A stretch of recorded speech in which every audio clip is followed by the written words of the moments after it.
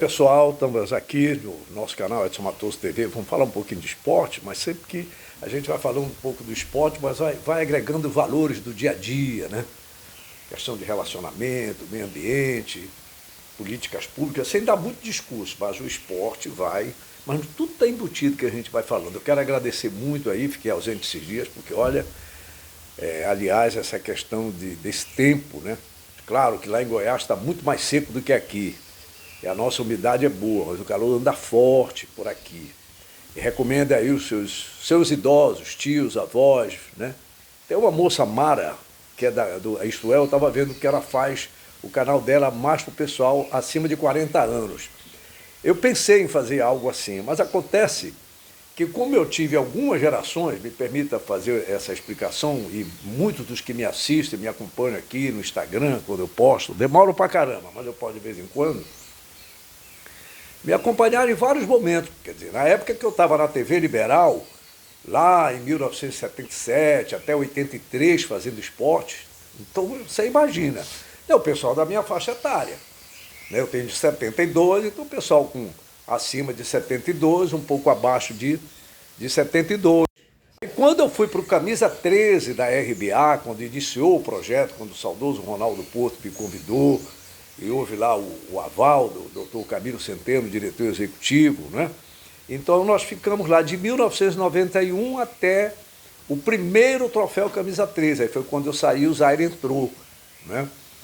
Então ali é uma outra geração, quer dizer, uma geração naquela faixa de 55 até 60, né?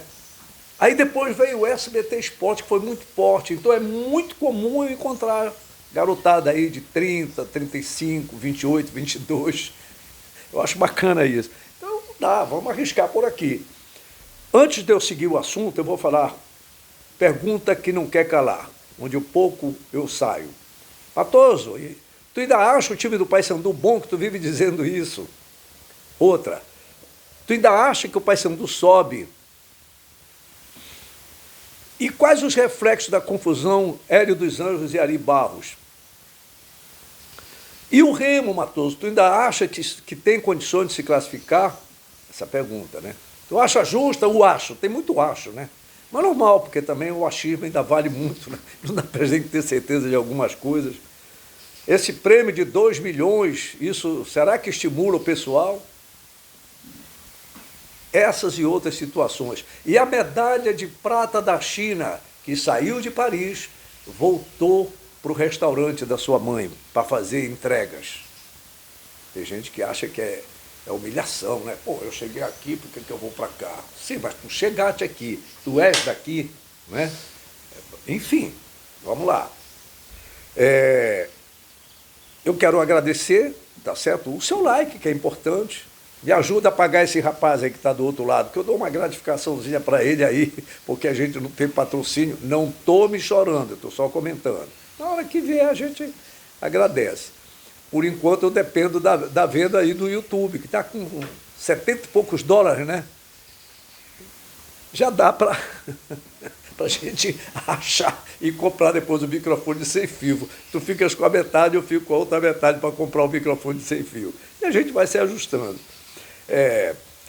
Então, assim, obrigado pelo seu like, o seu comentário, você compartilhar, tá certo? A nossa ideia aqui sempre é no sentido positivo. A gente sabe que tem as versões oficiais e tem as reais. Eu, às vezes, tenho as reais, mas é melhor não falar. Você também aí também tem as versões reais. Por isso que, às vezes, o camarada, o ouvinte, o leitor ou o seguidor faz algumas perguntas porque de alguém falou, ele ouviu, ele presenciou, tá entendendo? Aí o camarada joga. Mas é difícil a gente ficar falando para não cair no tal do achismo, né? Mas eu espero contar muito com a sua participação aqui, tá bom? A gente dá num valor de 16 mil não, né? Também a gente quase não participa, tem menos de 16 mil, mas é melhor do que nada. Melhor do que nada. Então, obrigado pela sua participação. Pessoal, essa menina aqui, eu não vou me alongar muito, as nossas brasileiras foram lindas, divinas e maravilhosas. As mulheres, 3 medalhas de ouro, é bem verdade, muito inferior à Olimpíada de Tóquio, que foram 7 ouros, hein? As mulheres só valem 3 ouros agora. Tivemos uma medalha a menos que em Tóquio na época da pandemia. Aí, a Bia Souza, né, ganhou no judô, a ouro. A menina, a Rebeca Soares, também ganhou na ginástica artística. Qual foi o outro ouro, rapaz? Me ajuda aí. Tem mais um ouro aí. Ah, a menina do basquete, do vôlei. Do vôlei, que é isso? A Duda e a Ana Patrícia, lindas, lindas, maravilhosas, sensacional, ouro dessas meninas. Então a macharada está devendo, né? Está devendo. Eu vou só livrar a cara daquele lá do surf, porque pô, o cara não teve onda, né? Não teve onda. O Medina não teve onda. Em compensação, além da medalha que ele livrou, uma de bronze, ele ainda conseguiu fazer uma foto histórica, ele voando, né, depois de uma onda. Então, a Zu Yakin é uma menina que desbancou a americana e a nossa brasileira. Ela ficou com medalha de prata na trave equilíbrio. Isso é um dado interessante, que às vezes tem muita gente aqui que tem vergonha das suas origens, vergonha daquilo que faz, vergonha dos pais, da família, vergonha de onde veio. Tem gente que tem, uns fazem questão de, se bem que hoje justiça se faça, alguns podem não gostar da Globo, eu vou respeitar a opinião, mas a Globo estimula muito essa história de conta de onde você veio. Às vezes eu acho que tem gente até que exagera. Não esses atletas. Não esses atletas. Às vezes eu acho que tem, né? Pessoas que nem, depois de 50 anos, quando encerrou a carreira, que começa a contar. Então, a Azul e a Kim, ela de 18 anos, ela veste a roupa das Olimpíadas e ela voltou para o lugar dela lá na China, porque ela trabalha como entregadora no restaurante da família, lá com a mãe dela. Que bacana, né? E ela expõe a medalha, aí isso é bacana. Só que lá é diferente da nossa cultura. Nós sabemos muito sacrifício de muitos de nossos atletas para chegar até lá. Isso quando a pessoa que ficou de vender a passagem para levar as meninas some. Aí vai ter que se explicar, né? O caso de Santa Isabel, que eu quero falar que está aí, as garotas de Santa Isabel, que iam disputar ginástica artística lá em Lima, no Peru, sumiu com o dinheiro da passagem, mas o advogado dela já disse que não foi ela, teve o outro de São Paulo. É coisa, você vê o tipo de dificuldade que se enfrenta. E é uma menina do Brasil, mais uma do Brasil, que merece ser contada a história. Você lembra de uma baixinha que tinha lá no time como é que chama aquela posição? Armadura, sei lá. É a menor do time, uma baixinha.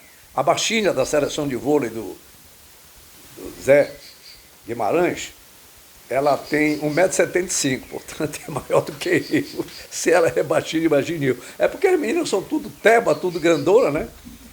Essa menina é da cidade de Barra do Corda, do Maranhão. Ela, com 12 anos, se mandou para São Luís do Maranhão, porque o sonho dela era jogar voleibol. O sonho dela, preste atenção, com a altura dela, em tese, não iria. Mas vai lá, a fé, a confiança, a determinação, o foco. A família liberou, ela foi para São Luís, e depois, é medalha de bronze, como vôlei feminino do Brasil, né? Foi abraçada. Qual a base dela, senhoras e senhores? Jogos estudantis. Simples. Já mesmo falei sobre isso aqui. Como são os jogos das nossas comunidades, os jogos do interior. Toco, depois eu falo aí de Monte Alegre sobre o que você está fazendo no futebol de salão, com meninos de 4, 5 anos de idade. Daqui a pouco chega alguém do Barcelona, chega alguém do Real Madrid e leva, né? Porque aqui a gente não tem quem vá olhar, não é isso? Um outro momento eu vou falar sobre isso. Aí de futebol de salão, futsal de Monte Alegre. O Toco jogou na Tuna. E aí é isso. Os jogos estudantis, jogos da comunidade, jogos do interior, do subúrbio. A gente não tem quase campo no subúrbio. A gente não tem quase campo mais no subúrbio. Aqui em Belém, nem sei onde é que tem. Tem lá um pedaço ainda no Terra Firme. Acho que tem ali no Barreiro, tem um também. É raro. Virou raridade. Da Tenanideu, a Marituba, enfim. Então a Nayeme, uma menina que veio dos Jogos Estudantis do Maranhão e vai adiante, que ela é novinha ainda, vai mais adiante. Medalha de bronze. Isso é um exemplo. Portanto, nem sempre tamanho é documento. O vôlei tem que ser teba, além de grande boa de vôlei, ou bom de vôlei. Mas ela, com 1,75 m de altura, arrepiou referência, porque se determinou. Está com 10 minutos já, é? Vixe Maria. Matoso, e o remo? Vamos falar do futebol? Bora, o remo. Gente, o remo, o jogo da vida é este de sábado, no Mangueirão, contra o Londrina. O remo é 9º lugar. Nós temos aqui Tombense, Náutico e Remo com 22 pontos. Nós temos Figueirense em 8º lugar à frente do Remo com 23. E tem o Londrina com 26. Portanto, essas duas vagas que restam sendo disputadas por esses 5 times. Um detalhe interessante. Desses 5 times, o único que tem 7 vitórias é o Remo. Olha lá, apesar de tudo, de toda a instabilidade, né? Quem viu o vídeo meu postado no Instagram lá atrás, eu disse, o Remo não cai mais. Depois de uma vitória que teve, que foram tantas emoções, mas o Remo ainda tem chance e depende muito dele. Mas é lógico, primeiro tem que ganhar o Londrina e, de preferência, buscar uma vitória lá no São José, que é o lanterna. Ah, mas é difícil ganhar no Sul. O Remo ganhou, foi título, por lá dentro do Rio Grande do Sul, no Bambu. Já esqueceram? Em 2005? Pois é. Então tem chance sim, tem muitas chances. É claro que aí vai depender de algumas composições.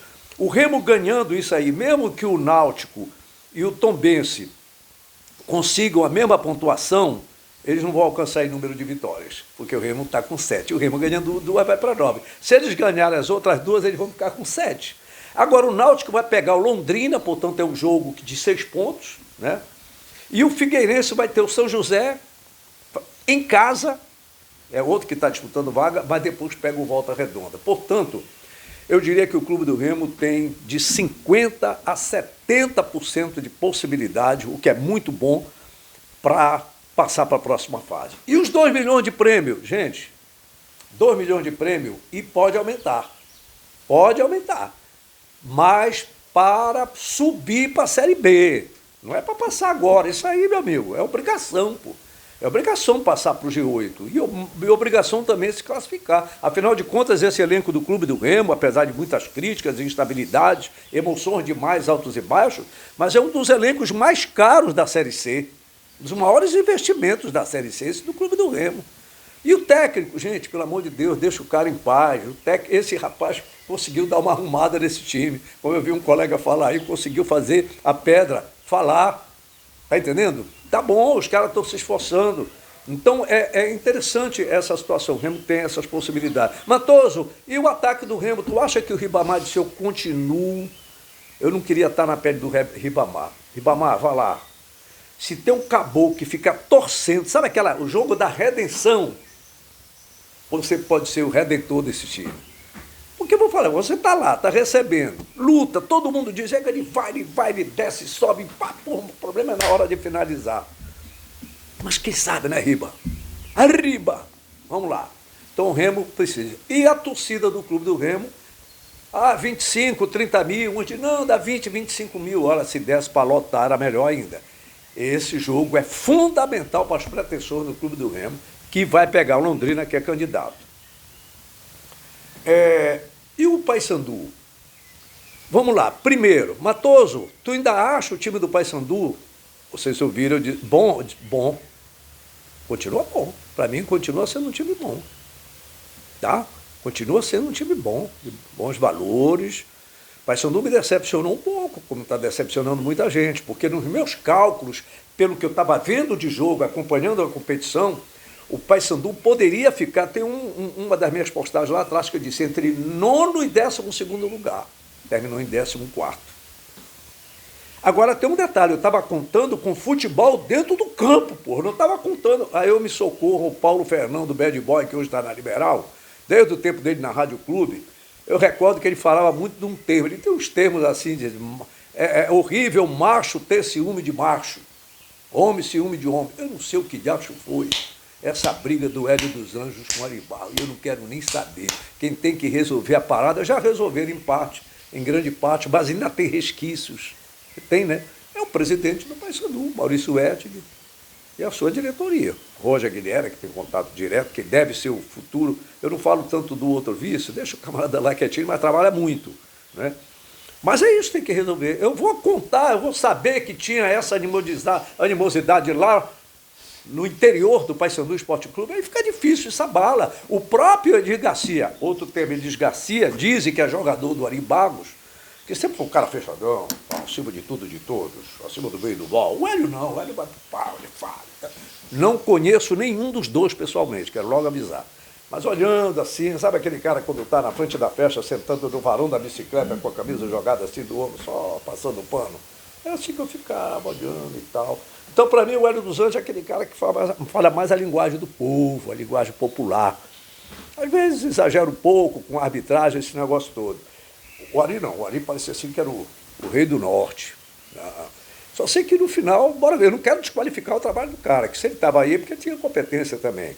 Mas o Hélio dos Anjos, ele ganhou essa disputa, que só fazer esse negócio de é meu jogador, é jogador do Henrique, é jogador do Maicon Colares, é jogador do Redivaldo Lima, é jogador do Bad Boy, jogador do Matoso. Que papo furado, é jogador do Paysandu, pô. Quem paga é o Paysandu, pô. Que papo de jogador do fulano, do Beltrano, conversa fiada. Aí o Edir Garcia, que disseram que ele está falando um português maravilhoso, que ele está estudando português, mas eu vi esses dias o menino lá da Liberal. Está traduzindo no off, o mineirinho lá. É o nome do garoto, que agora eu esqueci, mas eu vou chegar, não vai ficar aborrecido não, porque às vezes a gente vai falando improviso e esquece os nomes. Né? Então ele estava traduzindo no off, porque ainda não está falando bem, nem portunhol. Mas o Edir Garcia, mesmo barrado no baile dos últimos jogos, ainda é o artilheiro do Paysandu. Então o garoto não conseguiu mais desenvolver, porque prometeram um contrato para ele de 5 anos, o empresário dele veio. É uma confusão desgraçada, que isso acaba atrapalhando a trajetória do clube, pô. Não pode. Não pode, isso tudo tem que ser resolvido. Então, o Hélio Ari, já falei, o time é bom, mas eu cheguei a mostrar uma coisa. Antes do jogo contra o Novo Horizontino, eu mostrei que o Paysandu estava no terceiro momento. Até a Copa Verde, o Paysandu tinha faturado 5 pontos, a 8ª rodada. Até a 8ª rodada, o Paysandu tinha faturado 5 pontos. Todos os outros, 10, 15 e tal. De lá para cá eu perdi. Então, baseado nisso, eu entendia que o Paysandu estava num crescimento, caminhando para o desenvolvimento, mas chegou na reta final, teve essa fofocalhada lá dentro, que só faz atrapalhar a trajetória do clube. É bom lembrar, o Paysandu está acima, os nomes passam, o Paysandu fica. É bom lembrar, porque tem gente que acha que, não, calma lá, entra como construtor da história, não para fazer de conta que é dono, que não é não. Aí o que acontece? O Paysandu desabou contra o Novo Horizontino. Teve um bom empate, que foi muito bom o resultado. Perder para o Santos não é feio, não é feio. Perder para o próprio Novo Horizontino não é feio, mas teve outra derrota antes do Brusque, que a gente de repente começou a perder, mas não foi pelas derrotas em si, é pelo que estava nos bastidores. Eu espero que isso esteja sanado. Agora vai pegar o Botafogo de Ribeirão Preto, porque os paulistas estão se acordando, já tem 3 que estão lá em cima, e o Botafogo não vai querer cair. É um adversário difícil. O Paysandu precisa não apenas pontuar, de preferência trazer uma vitória. Seja ele com o Botafogo, que está bem na rabeira, o Paysandu está com 24 pontos, o Botafogo com 22, e o Avaí, que está lá em cima, o Paysandu pega depois. O Paysandu sai de Ribeirão Preto, vai ficar por lá mesmo, para depois ir para Floripa jogar contra a equipe do Avaí. Então, vamos lá. Recapitulando. Neste sábado, Mangueirão, Remo e Londrina, é Remo, tem que ganhar, pô. Acabou. É ganhar ou ganhar. Não esqueçam, tem 2 bilhões em jogo e pode subir mais ainda.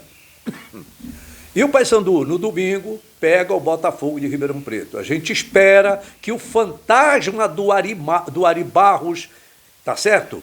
E os seus anjos que, sei lá, mas que estavam atrapalhando, tá entendendo? Porque se pro Hélio dos Anjos ter ficado, é porque o Ari que estava atrapalhando. E se mudar o jogo, aí não é comigo, não sou eu que decido. Eu estou comentando em cima de fatos. E Edir Garcia, se tiver oportunidade, Vai lá, arrebenta, garoto. Um grande abraço, pessoal. Se inscreva aí na gente, é isso que faltava dizer. Se inscreva no nosso canal, o seu like, seu comentário, tá bom? O seu compartilhamento, dê essa força aí pra gente. Muito obrigado. Vambora, Leão. Bora, papão. Bora, pô.